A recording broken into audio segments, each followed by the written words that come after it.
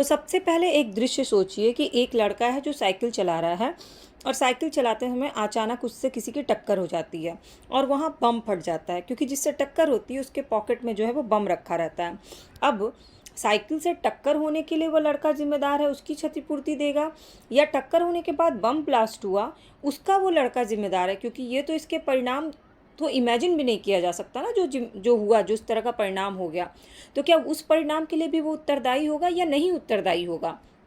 Hello students, welcome back to my class. और आज का टॉपिक है लॉ ऑफ टॉर्ट का बहुत ही इंपॉर्टेंट टॉपिक, क्षतिपूर्ति क्या है, क्षति की दूरवर्तीता या दूरस्थता क्या होती है, इसके क्या सिद्धांत हैं, और इसके साथ ही साथ हम करेंगे इसके केस लॉ, पूरा केस स्टडी भी करेंगे। तो चलिए शुरू करते हैं। हमेशा की तरह मैंने पहले आपको एक दृश्य इसलिए सुनाया ताकि आप इस टर्मिनोलॉजी क्षतिपूर्ति, क्षति की दूरवर्तीता, इसको समझ पाइए।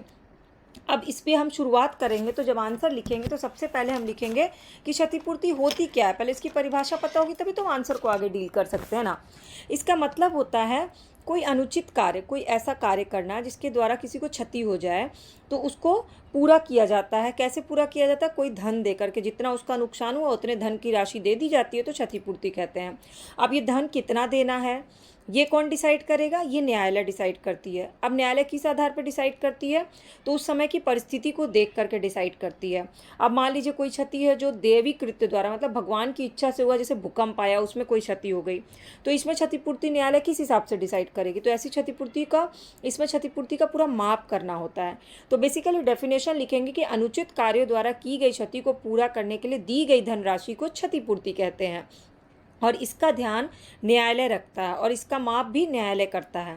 अब कोई भी दोषपूर्ण या गलत कार्य या अपकृत्य करते हैं, उसका परिणाम जो होता है वो अंतहीन हो सकता है। जैसे अब उस साइकिल सवार जो है वो दूसरे से टकराया, इसका परिणाम उसके लिए अंतहीन रहा। उसको तो लगा होगा कि साइकिल से टक्कर हुई तो जो गिरा है उसको चोट आई होगी, उसे क्या पता था कि बम ब्लास्ट हो जाएगा। तो कई बार क्या होता है, परिणाम के अंदर भी परिणाम हो जाते हैं। एक तो वो लड़का गिरा, जिससे टक्कर हुई वो भी गिरा, और बम ब्लास्ट हो गया, उससे कई लोग घायल भी हो गए, तो परिणाम के अंदर भी परिणाम हो गया। ऐसे में क्षति की राशि कितनी दी जाए ये निर्धारित करना मुश्किल हो जाता है। इसी के लिए डिसाइड किया गया क्षतिपूर्ति के प्रकार।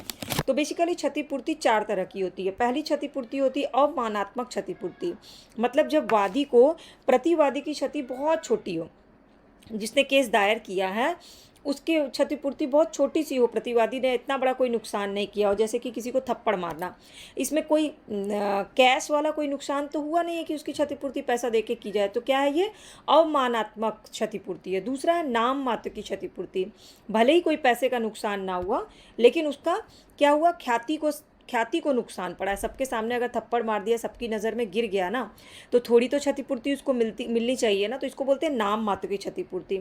तीसरा होता है वास्तविक क्षतिपूर्ति, जिसमें सच में वास्तविक क्षति होती है और जितनी क्षति होती है उतनी क्षतिपूर्ति दी जाती है। जैसे कि मान लीजिए कि किसी के खेत में किसी और के जानवर जो है वो घुस गए और खेत को चर गए, तो खेत को, जिसका खेत है ना, उसको उतना ही मुआवजा दिया जाएगा जितने की फसल थी, उसको बोलते हैं वास्तविक क्षतिपूर्ति।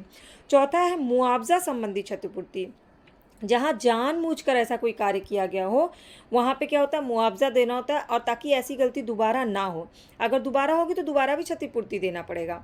अब ऐसी क्षति 3 प्रकार से दी जाती है, जहाँ दो सरकारी नौकरों को अवैध कृत्य के द्वारा हो, वहाँ अधिनियम द्वारा क्षतिपूर्ति देने का प्रावधान है। फिर आता है सामान्य क्षति, जैसे किसी को अपवचन बोल देना, एक सामान्य क्षति हुई। एक होता है विशिष्ट क्षति, जब किसी को आप मिथ्या कारावास, मतलब आप एग्ज़ाम देने जा रहे हैं, आपको कोई बाहर से ताला बंद कर दिया, आपका एग्ज़ाम भी छूट गया, आपका 1 साल बर्बाद हो गया मिथ्या कारावास के चक्कर में, तो ये क्या हुआ, विशिष्ट क्षति हुई। और प्रत्याशित क्षति, जो दिख रहा है कि अभी तो क्षति हुई है, भविष्य में भी इसका नुकसान हमको झेलना पड़ेगा। जैसे आपसे टकरा करके, आपकी गाड़ी से टकरा करके आपके अपकृत्य द्वारा किसी का जो है वो पैर टूट गया, उस समय तो टूटा ही, बाद में पता चला कि पैर में जो है उसके ऐसी प्रॉब्लम है कि भविष्य में वो चल नहीं सकता है, तो ये क्या हुआ, प्रत्याशित क्षति हो गई। ऐसे में क्षतिपूर्ति जो होती है वो लॉन्ग टर्म के लिए होती है।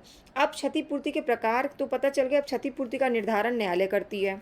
अब न्यायालय धनराशि को किस आधार पर निर्धारित करती है कि जिसको क्षति हुई है या जिसने क्षति की उसकी आय क्या है, उसकी आमदनी क्या है, वो कितना खर्चा दे सकता है, उसको वादी जो है उसको कितनी पीड़ा हुई है, कितनी परेशानी हुई है, उसको कितना आघात या चोट लगा है, और उसके अंदर जीवित रहने की कितनी आशा, जैसे कि जो लंगड़ा हुआ उसके अंदर जीवित रहने की उसकी जीवन प्रत्याशा भी कितनी है, इस आधार पर क्षति डिसाइड की जाती है।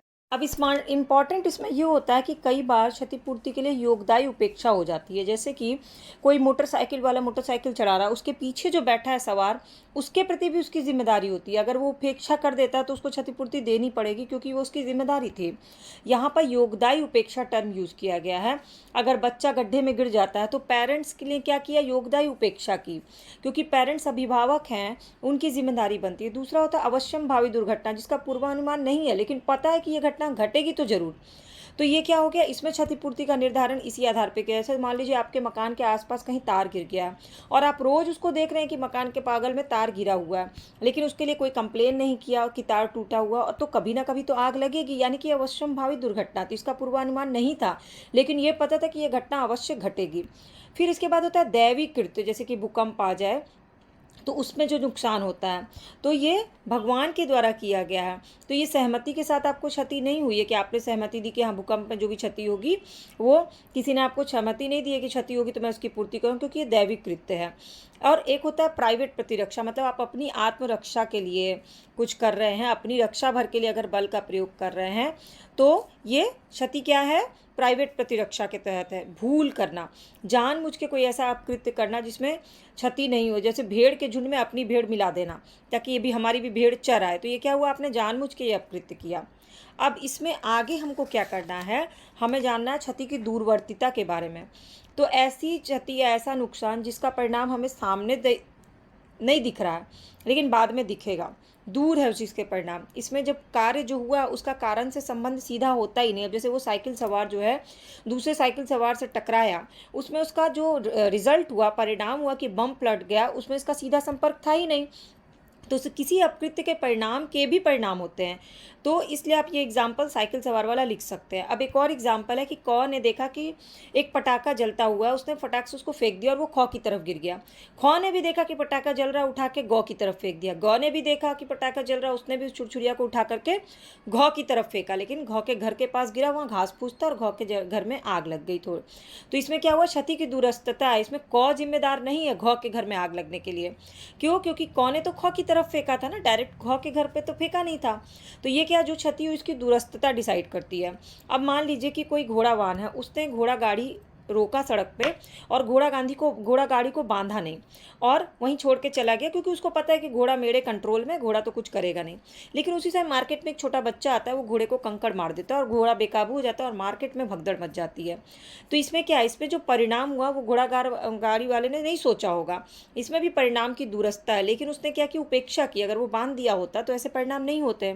अब क्या होता है, कई बार क्षति को प्रमाणित करना पड़ता है कि आपको इतनी क्षति हुई। जैसे मान लीजिए दो लोग हैं, एक मकान में रहते हैं और ऊपर वाले के मकान के एसी के पाइप से पानी चूरा और नीचे वाले के बालकनी में फर्नीचर रखा, वो फर्नीचर खराब हो गया। अब पता चला मकान तो 20 साल पुराना है, तो वैसे भी उसमें सीलन है। तो अब क्या है कि उसको प्रमाणित करने पड़ेगा कि उसका फर्नीचर एसी के ही पानी से खराब हुआ है। या फिर वैवाहिक व्यक्ति के साथ लिव इन रिलेशन में अगर रह रहे हैं, पति या पत्नी एक दूसरे से अलग करने की कोटि में आता है, ये अपकृत्य है, ये भी क्या है, क्षति है। अब क्षति का पूर्वानुमान किया जा सके तो वो क्षति दूरस्थ नहीं मानी जाएगी। जहाँ पे आपको पता है कि इसके कारण ये हो सकता है, वो क्षति की दूरस्थता होगी नहीं। इसमें आपको क्या है, प्रत्यक्षता का मापदंड देखना होगा। कोई व्यक्ति अपने अपकृत्य से होने वाले सभी प्रत्यक्ष परिणाम का उत्तरदायी है, चाहे उसका पूर्वानुमान किया गया हो या दूरस्थ हो। इसमें एक केस है स्मिथ बनाम London and south western railway का। इसमें क्या है कि रेलवे ट्रैक है, रेलवे ट्रैक के सामने सूखी घास इकट्ठा करके रखी जा रही थी और उसके बाद इकट्ठा करने से गर्मी के दिन में क्या हुआ, रेलवे ट्रैक के उससे एनर्जी से वो सूखी घास में आग लग गई और बगल के एक गांव में आग लग गई। अब इसमें क्या है, लापरवाही पर भी परिणाम का, जो इसने भी सूखी घास रखी उसने लापरवाही की और उसको ये ज़रूर पता होगा कि इसका परिणाम क्या हो सकता है, आग लग सकती है। तो इस परिणाम का पूर्वानुमान था। तो यहाँ क्या है, क्षति की दूरस्थता है, लेकिन यहाँ पूर्वानुमान किया जा सकता था। तो क्षति की दूरस्थता हो या निकटता, दोनों का अनुमान तथ्य और परिस्थिति के अनुसार ही न्यायालय देखती है और उसी हिसाब से क्षतिपूर्ति न्यायालय डिसाइड करती है। अब पूर्वानुमान का सिद्धांत क्या है, किसने दिया, री पोलोमस के पूर्व का काल था। अगर क्षति ऐसी हो कि कोई भी इसका पूर्वानुमान लगा सकता है तो फिर वो क्षति की दूरस्थता कहलाएगी ही नहीं। इसमें वैगन माउंट का वाद है। वैगन माउंट एक केस था जिसमें एक जहाज़ जो है वो तेल भरवाता है बंदरगाह पर, और जब तेल भर रहा होता है तो दूसरे किसी उससे तेल का रिसाव हो रहा होता है। उपेक्षा की वजह से क्या होता है, तेल जो है वो समुद्र के पानी में फैल जाता है और वहाँ पे कहीं कुछ काम भी चल रहा था, इसके कारण तेल में आग लग जाती है। तो ये कौन सा केस है, ये उपेक्षा भी है और इसमें क्षतिपूर्ति भी मिलनी चाहिए। उसी तरह से एक केस है ह्यूक्स बनाम लॉर्ड एडवोकेट। इसमें टेलीफोन कर्मचारी ने लाइन बिछाया टेलीफोन का, उसको बिछाने के लिए उसने गड्ढा खोदा, गड्ढे को कवर कर दिया, अगल बगल कोई लाइट जला दी, जो डेंजर लाइट होती है वो लाइट जली नहीं, और तंबू द्वारा उसको ढक दिया गया। तो उसी समय एक बच्ची आई और बच्ची उसमें गिर गई। अब इसमें क्या था, पूर्वानुमान लगाया जा सकता था इसमें, आपको ये नीचे कमेंट करके बताना है। तो हमने क्या पढ़ा, पूर्वानुमान का सिद्धांत, जैसे मान लीजिए कोई इंसान जो है वो नशा करके गाड़ी चला रहा है तो गाड़ी का एक्सीडेंट होगा, ऐसा पूर्वानुमान लगाया जा सकता है, ये आप दृश्य लिख सकते हैं। प्रत्यक्ष परिणाम का सिद्धांत, जैसे कि प्रत्यक्ष आपने देख लिया कि पेट्रोल फैला है तो आग लगेगी तो उसका क्या परिणाम होगा। युक्ति युक्त पूर्वानुमान का सिद्धांत, जैसे कि लड़की गड्ढे में गिर गई, ये युक्ति युक्त पूर्वानुमान लगाया जा सकता था कि गड्ढा खोदा और उसको कवर किया गया है तो ज़रूरी नहीं है कि लाइट पे ध्यान जाए ही, नीचे गड्ढे मतलब गड्ढा अगर नीचे है तो वो खतरा है। और इसमें आपको लास्ट में क्या लिखना है, कुछ दृश्य या केसेस लिख सकते हैं। जैसे एक केस है, किसी को अपने घर में आप घुसने देते हैं, किसी ने घंटी बजाई तो वो घुस गया, ठीक। अब आपको क्या है, वो घर में घुस गया तो उसके आपने घर में घुसने की सहमति दे दी, लेकिन उसके बाद घर के अंदर जो भी उसने अपकृत्य किए उसने आपको सहमति से आपको क्षति हुई है, तो इसकी क्षतिपूर्ति न्यायालय उसी अकॉर्डिंग डिसाइड करेगा। अब अगर कोई बच्चा गाड़ी चला रहा है 18 साल की कम उम्र में और गाड़ी टकरा गई तो ये क्या है, आपने सहमति दी थी उस क्षति के लिए।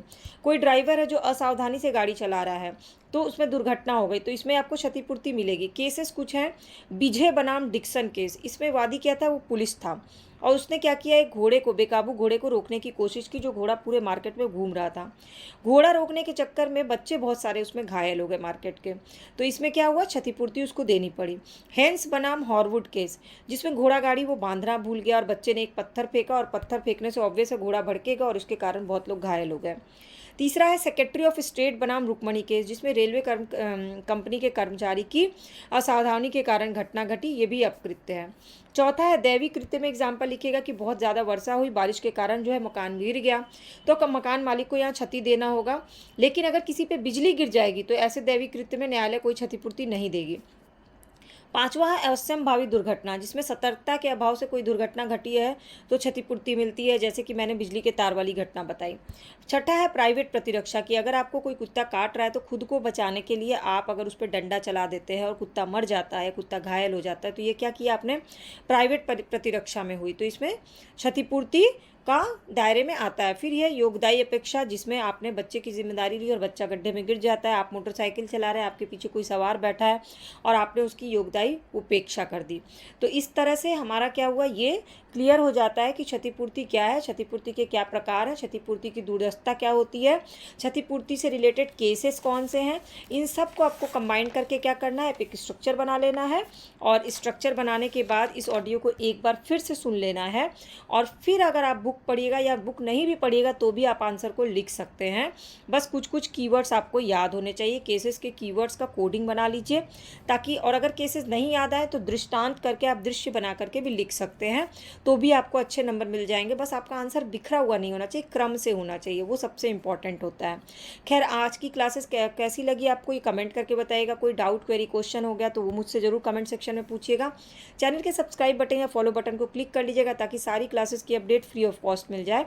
और चैनल को एक बार विजिट जरूर करिएगा, आप किसी भी एज ग्रुप के होंगे ना, आपको वहाँ ढेर सारी यूजफुल इन्फॉर्मेटिव वीडियोज़ मिल जाएंगी। और लॉ की, LLB की लॉ क्लासेस हिंदी में सारी वीडियो अपलोड की हुई है, आप चाहें तो उसको जाकर ज़रूर देखें। और अच्छी लगेगी तभी सब्सक्राइब बटन को क्लिक करिएगा, इससे फ़ायदा आपको है और मुझे तो मोटिवेशन मिलती है।